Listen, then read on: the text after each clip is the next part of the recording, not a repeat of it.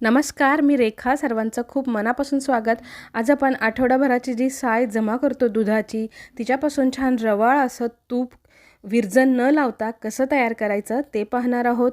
इथे मी अजिबात मिक्सरचा वापर केलेला नाही आहे किंवा कुठल्याही बीटरचा, रवीचा, कशाचाही वापर न करता, भांड्यांचा खूप जास्त पसारासुद्धा न घालता कसं तूप बनवायचं ते पाहणार आहोत.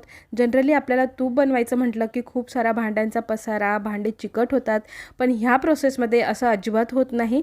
तर मी इथे दूध छान तापवून घेतलेलं आहे. छान लो टू मीडियम फ्लेमवर दूध तापवलं की त्याला सायसुद्धा छान येते.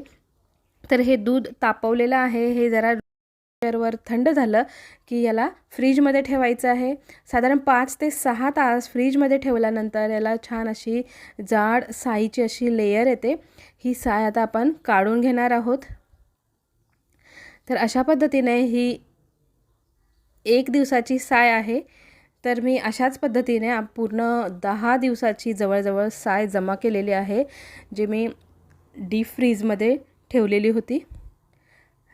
म्हणजे त्या साईचा वास येत नाही किंवा जे तूप तयार होतं ते सुद्धा अजिबात कडवट होत नाही. तर आता हे अगदी कडक झालेलं आहे कारण हे डीप फ्रीजमध्ये होतं. तर हे आता नॉर्मल टेम्परेचरला येऊपर्यंत आपल्याला हे ठेवायचं आहे आणि त्यानंतर गॅस चालू करून आपण हे आता कढवून घेणार आहोत, म्हणजे याच्यापासून तूप करणार आहोत. तर सुरुवातीला गॅसची फ्लेम मीडियम ठेवून आपल्याला हे सतत ढवळत राहत गरम करून घ्यायचं आहे. जसं जसं ते साय घट्ट व्हायला लागेल, तूप सोडायला लागेल, तर गॅसची फ्लेम लो करायची आहे, नाहीतर ते करपू शकतं. तर आता पाहू शकता की याच्यापासून तूप मोकळं व्हायला लागलेलं आहे. तर त्यावेळेला याच्यामध्ये मी 2 लवंग आणि 2 काळी मिरी घातलेलं आहे. तर त्याच्यामुळे तुपाचा फ्लेवर खूप छान येतो. खूप छान सुगंधित असं हे तूप तयार होतं.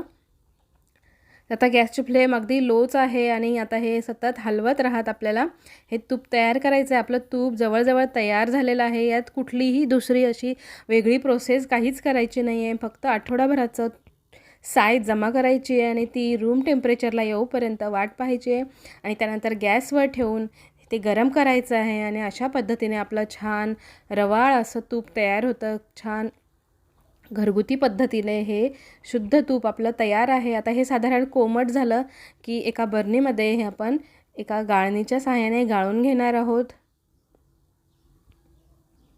तर साधारण 10 दिवसाची जी साय जमा झालेली होती त्यापासून एवढं तूप तयार झालेलं आहे. तुम्ही पाहू शकता किती छान शुद्ध सुगंधित सर्व घरभर याचा सुगंध दरवळतो आहे. असं हे छान सुगंधित फ्लेवरचं आपलं घरगुती पद्धतीने केलेलं तूप तुम्हाला कसं वाटलं? तुम्ही हे नक्की ट्राय करा. रेसिपी आवडली असेल तर लाईक करा, शेअर करा. चॅनलला अजून सबस्क्राईब केलेलं नसेल तर सबस्क्राईब करा. पुन्हा भेटूया एका नवीन रेसिपीसोबत. तोपर्यंत धन्यवाद.